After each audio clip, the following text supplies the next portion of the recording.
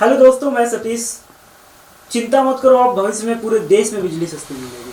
आप सोचेंगे कि मैं ऐसा क्यों कह रहा हूं, तो बताता हूं। भविष्य का ईंधन कहे जाने वाला हाइड्रोजन और आशा का ईंधन कहे जाने वाला यूरेनियम।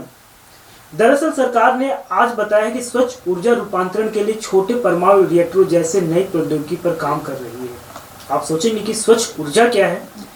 इसे नवीकरणीय ऊर्जा भी कहते हैं। इसमें वे सभी ऊर्जा शामिल हैं जो प्रदूषण कारक नहीं है, साथ ही जिनके स्रोत का क्षय नहीं होता, जैसे सौर ऊर्जा, पवन ऊर्जा, जल विद्युत ऊर्जा, बायोगैस।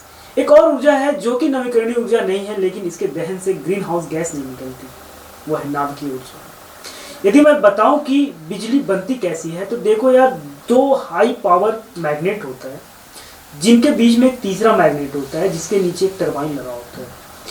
सारा खेल टरबाइन को घुमाने का है। इसके कई तरीके हैं, जैसे भाप से, हवा से, ज्वार भाटा से, झरने से। यदि टरबाइन को भाप से चलाया जाए तो इसके लिए बहुत ज़्यादा कोयले की आवश्यकता होगी, क्योंकि कोयला जलाने पे काफ़ी मात्रा में carbon dioxide, carbon monoxide, methane, sulphur जैसी गैस निकलती हैं, जो ग्लोबल वार्मिंग, क्लाइमेट चेंज के लिए जिम्मेदार है।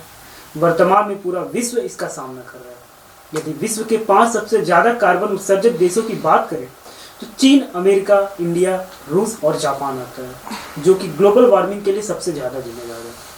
वर्तमान में भारत में 67% बिजली कोयला आधारित है, बाकी 2% नाभिकीय ऊर्जा और 31% नवीकरणीय ऊर्जा का योगदान है। यही जो 2% नाभिकीय ऊर्जा का योगदान है, इसकी भूमिका को बढ़ाया जा रहा है।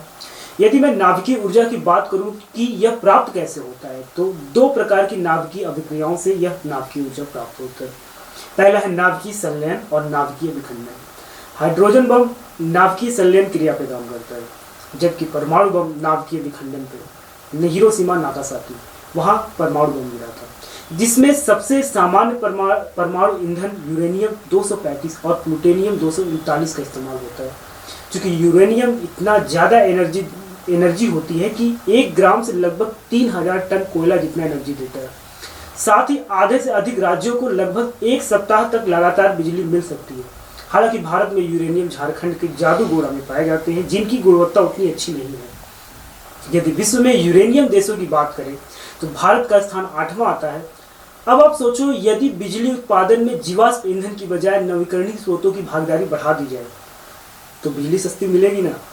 हम अपने पर्यावरण को भी बचा लेंगे, और भारत ने तो अपना लक्ष्य 2070 तक कार्बन न्यूट्रल जिसे पूरा करने का लक्ष्य रखा है, और ऐसे ही प्रयास लगातार जारी रखा है। जैसे अंतर्राष्ट्रीय सौर गठबंधन भारत के प्रधानमंत्री और फ्रांस के राष्ट्रपति द्वारा 30 नवंबर 2015 को फ्रांस की राजधानी पेरिस में COP21 के दौरान शुरू की गई थी। नमस्कार।